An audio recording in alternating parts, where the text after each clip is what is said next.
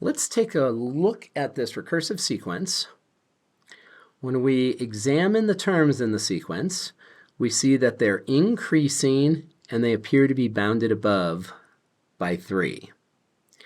Now, we would need to do a lot more math to actually prove that that's true, but for our purposes, looking at some empirical data, that's enough for us. So if we assume that this sequence is increasing and bounded above, that means that the sequence will have a limit.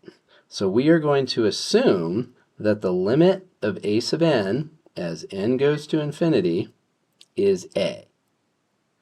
We will then take the limit of both sides of our recursive definition.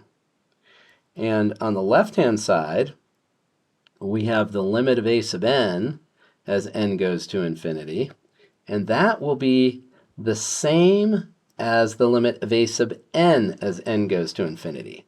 A sub n and a sub n plus 1 have the same tail, and so their limits are the same. They are both a. On the right-hand side, we have a square root, which is a continuous function.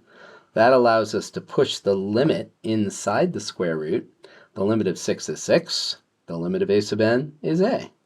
We now have an algebraic equation, which we will solve by squaring both sides and then grouping all the terms on the left side of the equation. We will then apply the zero product rule once we factor, getting two potential solutions. We see that either a is -2 or a is 3. Now the expression in our recursive definition is a positive square root, which rules out the possibility of it converging to -2.